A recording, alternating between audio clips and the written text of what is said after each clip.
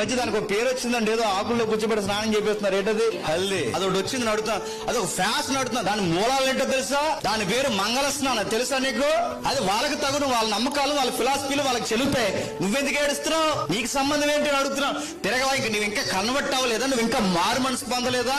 నీకు అలాగైతే గాని పెళ్లి అనిపించట్లేదా? నీకు అలాగైతే గాని మధ్యకాలం ఎవడో ఆ పెళ్లి ఫీలింగ్ డ్రైనేజ్ లో దిగిపోయాడు. ఎవడో ప్రీ వెడ్డింగ్ షూటింగ్ ఆ నీళ్ళు వేసుకోవడం, ఆ బిందులు వేసుకోవడం. మన క్రిస్టియానిటీకి డిగ్నిటీ ఉంది, గుర్తుపెట్టుకోండి. మనం కన్వర్ట్ అయ్యాం. మనకి పెళ్లి కొడుకు చేస్తున్నప్పుడు ఒక తెల్లటి వస్త్రం, మనం పెళ్లి కూతురు చేస్తున్నప్పుడు ఒక తెల్లటి వస్త్రం. చక్కటి దేవుని మాటలు, ప్రార్థన, సంఘము నిలబడి దాన్ని చాలా క్లాసిక్ గా జరిగిస్తారు క్రిస్టియానిటీలో. అది నువ్వు ఎందుకు పాటించట్లేదు? ఎందుకు పాటించట్లేదు చెప్పనా? అసలు నీకు మారు మనసే లేదు. నీ పెళ్లి టైంలో నీకు మారు మనసు ఉంటే నీ కార్యక్రమంలో చిన్న ఆకు ఏదన్నా కడుతున్నారంటే నీకు చాలా భయం వేస్తుంది. దేవునికి అనుకూలమా అనుకూలం కాదని నీకు భయం ఏంట్లేదంటే నీకు అసలు దేవుని వైపు తిరిగిన లక్షణాలు ఏం కనబట్టలేదు. పెళ్లి చేసే ముందు ఏం చేయాలి?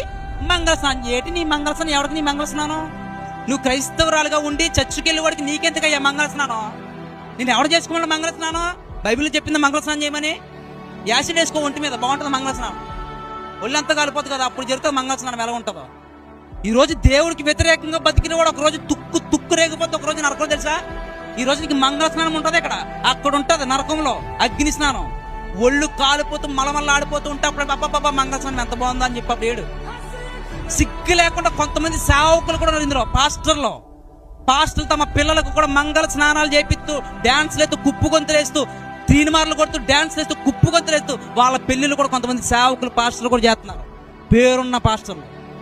గుర్తున్నవాడు చేయడు అలాంటి పని. ఎవడు బైబిల్ తెలిసినవాడు ఎవడు కూడా అలాంటి పని చేయడు.